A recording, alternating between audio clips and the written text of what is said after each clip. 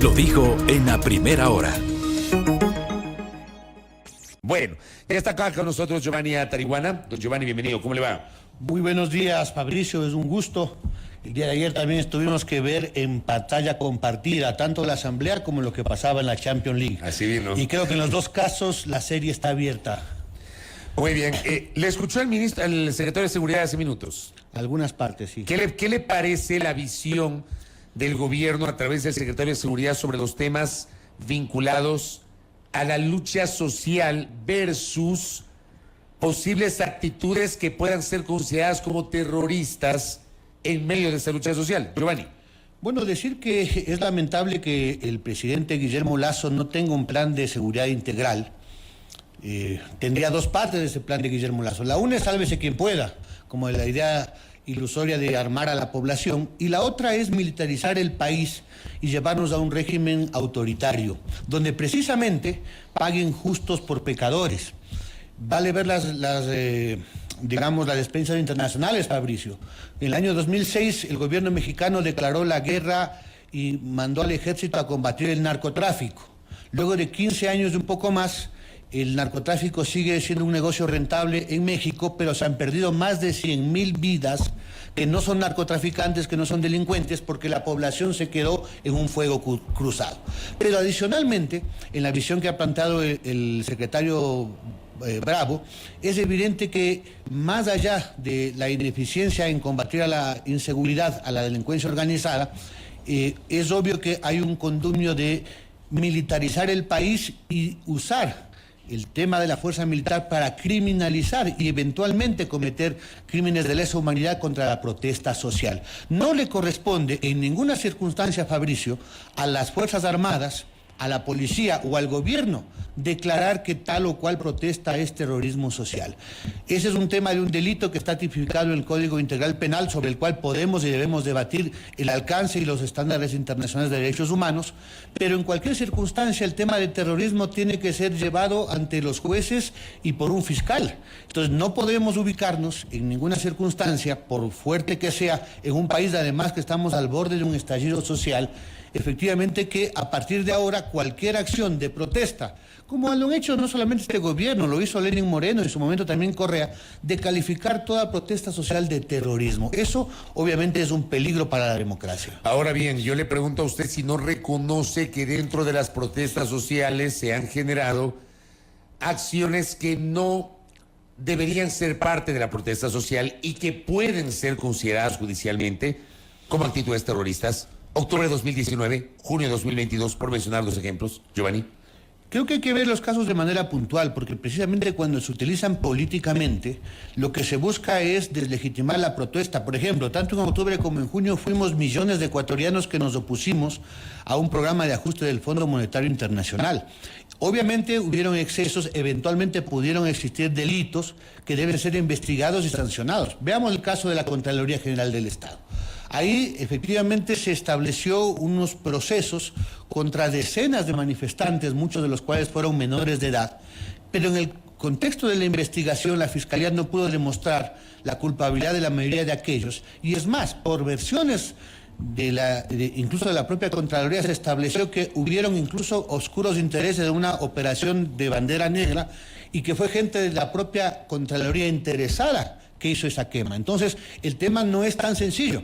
Y es obvio que, por ejemplo, otros casos así como de violación de derechos humanos, veamos el caso de este compañero indígena que fue asesinado por parte de la Policía Nacional con una bomba lacrimógena, recuerda Fabricio, en el Puyo, que inicialmente simplemente el gobierno dijo que era un explosivo de los propios manifestantes, y gracias precisamente a las imágenes de sectores de la prensa digital se estableció que fue una bomba lacrimógena. Entonces, en ese caso como en el otro, tanto de las fuerzas de orden como de eventualmente los manifestantes, tiene que haber una investigación seria.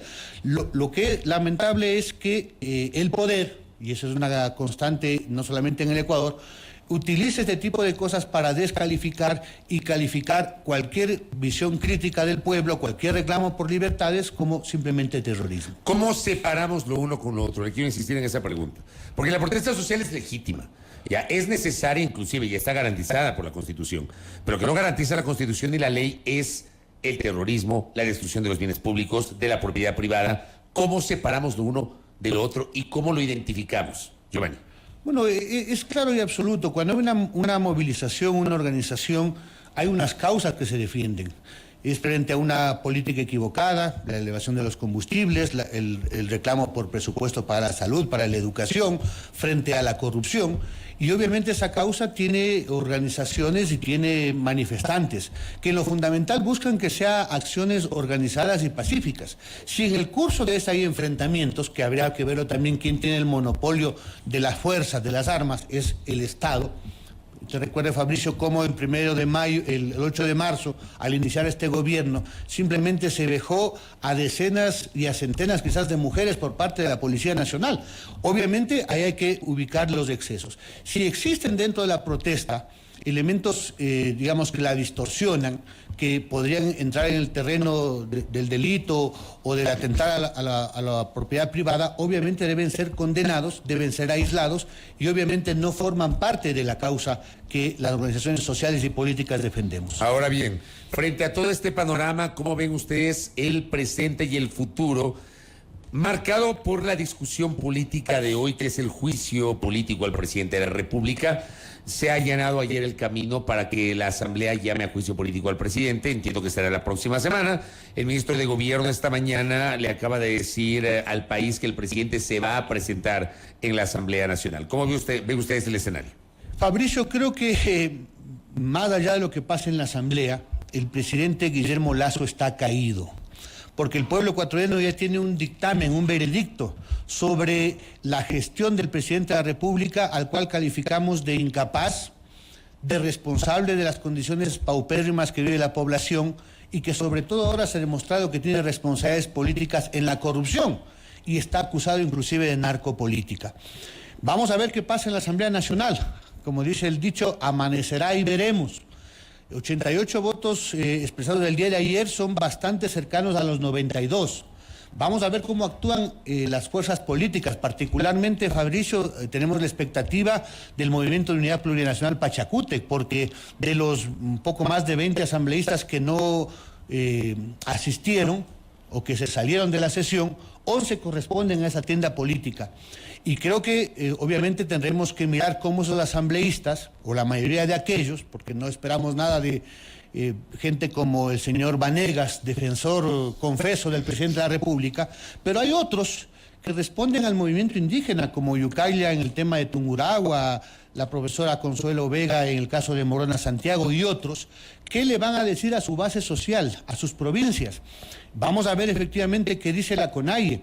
Y vamos a ubicar en los próximos días, en el caso de las organizaciones sociales nos estamos autoconvocando, sea para el 15 o el 16, que será el momento en el que el presidente debe dar, ahora sí, él, la cara frente a las acusaciones, tendrá que explicar al país por qué puso ahí a Enrique Luque Lecaro, su hombre de confianza por más de 20 años. Hernán Luque Lecaro, y por qué efectivamente no hizo nada para evitar los elementos de peculado cuando había todas las alertas. Obviamente, el presidente de la República no tiene mayor credibilidad en la población. Entiendo que el 90% de los compatriotas no le queremos al presidente, pero bueno, vamos a ver qué pasa en la Asamblea. Si Guillermo Lasso es efectivo Henry Cucalón y no alcanza los 92 votos, Guillermo Lasso se habrá salvado no porque es inocente, sino porque ha comprado los votos. Es que es algo escandaloso, Fabricio. Evidentemente, las operaciones que se van develando ante la opinión pública son que se han comprado 4 asambleístas del Partido Social Cristiano a cambio de cargos en la provincia del Oro, etcétera. Se habla de la gobernación de Tungurahua para alguien de la izquierda democrática. Sofía Sánchez, asambleísta de la Azuay, está siendo denunciada por sus propios compañeros de Pachacútec en Azuay, porque su posesión se explica porque su candidata a la prefectura, Dora Ordóñez, es ahora nada más y nada menos que viceministra de Obras Públicas. Entonces, esa visión de comprar votos, sea en dinero en efectivo, se habla de gastos reservados, como a cambio de repartir el pastel del Estado, por supuesto, hablaría de un presidente de la República que no es inocente, pero sí ha sido capaz de torcer voluntades. Porque, Fabricio, es tan corrupto el asambleísta que cambia de posición que vende su conciencia a cambio de una dádiva, como el gobierno que no tiene empacho efectivamente en comprar esa conciencia. Tendríamos un presidente, pues digo, que está caído, que más allá de que se salve, no tiene el respaldo de la población. La crisis política, Fabricio, tiene una base que no podemos olvidar, la que es la crisis económica y social que vive la mayoría de los 18 millones de ecuatorianos, y con la política económica, social del presidente de la República, efectivamente no va a haber solución. Entonces, ¿qué gobernabilidad va a tener Guillermo Lasso cuando tiene casi el 2/3 de la Asamblea en contra, cuando el 90% de la población no le cree, y cuando tiene pendientes, Fabricio, temas muy explosivos como el tema de la seguridad social? Este mes tienen que presentar un proyecto a Augusto Latorre. ¿Qué va a plantear ahí? Lo mismo que hicieron en Francia, aumentar la edad para jubilación. ¿Qué va a ocurrir en ese caso?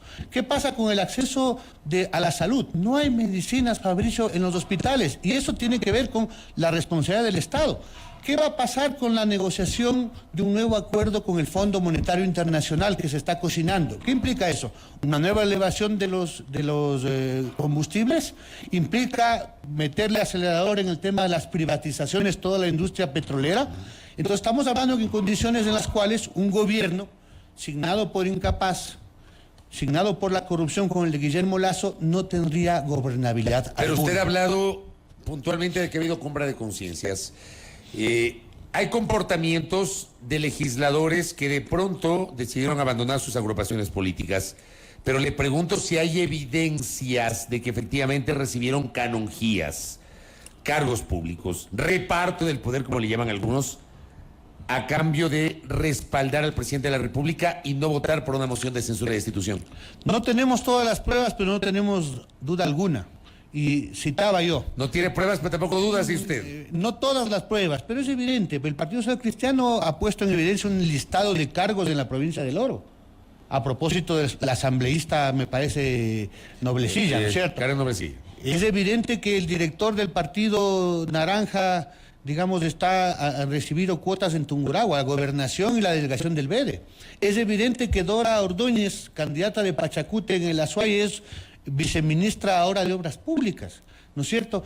Y es evidente también que varios sectores que en el pasado fueron acusados por el presidente de la República, algunos asambleístas, de haber pedido dinero, luego fueron perdonadas, ¿no es cierto?, por el presidente de la República, porque ahora vuelve a necesitar esos votos. En todo caso, los asambleístas tendrán la oportunidad en la sesión de votación, los que vienen de procesos, por eso ponemos mucha atención en el tema de Pachacútec, porque si son orgánicos tendrán que explicarle a sus bases por qué, estando tan claro como está el asunto de la responsabilidad política del banquero, efectivamente van a defender. No esperamos nada de Guadalupe Llori, que ahora en la última elección fue en alianza Pachacute, creo, en Orellana. No esperamos nada del señor Vanegas, que ha sido el mejor abogado, creo que compitiendo con Villavicencio, del presidente Guillermo Lasso, queriendo confundir a la opinión pública. Pero sí vamos a ver qué dice, por ejemplo, el asambleísta de Yucayla, que es del movimiento indígena de Tungurahua. ¿Qué va a decir la señora Consuelo Vega, que responde a las bases indígenas y populares en Morona, Santiago, donde Pachacute tiene 2 asambleístas? ¿Qué dirá el señor Calapucha? Es decir, o la representante de Pachacute del sur de Pichincha, me parece que es asambleísta Castillo, que se supone representan a los sectores populares. Pachacute, los 2 sectores que están disputando, Churuchumbi y me parece Cilia Velázquez, se han pronunciado, ahí se están unificados en el sentido de que debe darse paso al juicio político. Si no lo hacen, el pueblo sabrá tomar efectivamente nota de cómo actúan los asambleístas de forma individual y las fuerzas políticas de manera, digamos, general. La izquierda democrática, Fabricio. ¿Pero cuál? ¿Cuál exactamente, a eso vamos. Es igual que Pachacuti. ¿Cuál Pachacuti? La línea oficial ayer llamó a votar en abstención. Pero vemos con interesante, y lo conocemos desde la universidad, a Ramiro Narváez, tuvo una posición consecuente. Él era de esa corriente y dijo que votaba efectivamente de acuerdo a lo que dicen sus mandantes. Vamos a ver si la izquierda democrática va a continuar haciéndose un harakiri y aparecer el Partido Naranja una vez más defendiendo a la banca. No sería la primera vez, pero bueno, cada cual tomará su decisión. Por eso reiteramos nosotros que al final del día, un sujeto político que debe tomarse en cuenta, tanto para la definición de la Asamblea, como en una posterior gobernabilidad, sea con Lasso o con Borrero, es el pueblo en las calles. Fabricio, el 1 de mayo, cientos de miles de compatriotas en todo el territorio nacional nos unificamos bajo la bandera de Fuera Lazo Ya.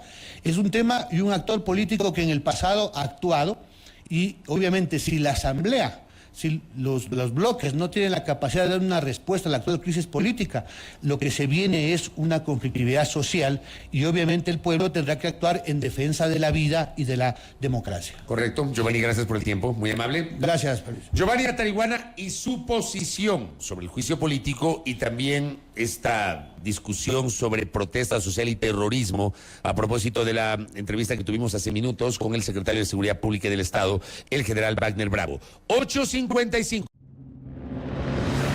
Primera plana.